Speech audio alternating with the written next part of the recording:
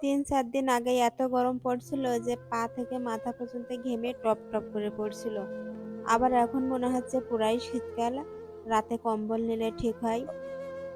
Hello everyone, সবাই কেমন আছেন? আমরাও ভালো আছি, কিন্তু এই ঠান্ডা গরম থেকে মাধিয়া অনেক অসুস্থ হয়ে পড়েছে।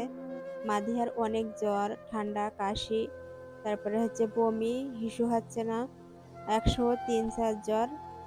জ্বর একটু কমে ১০০-১০০-র নিচে আর নামছে না। আমরা শিশু হাসপাতালে আউটডোরে নিয়ে আসি।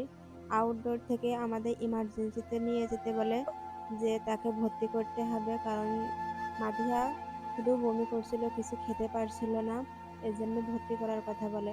কিন্তু আমরা ভর্তি না করে তাকে কয়েকটা টেস্ট দেয়, টেস্টগুলো করায়ে তারপরে প্রেসক্রিপশন করে আমরা বাসায় নিয়ে চলে আসি মাধিয়াকে।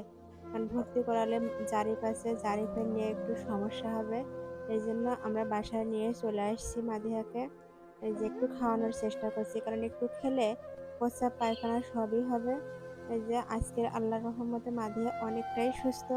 মাধিয়া নুডলস খাওয়ার চেষ্টা করছে, এই যে নুডলস খাচ্ছে। সবাই মাধিয়ার জন্য দোয়া করবেন, মাধিয়া যাতে দ্রুত সুস্থ হয়ে যায়। আল্লাহ হাফেজ, সবাই ভালো থাকবেন।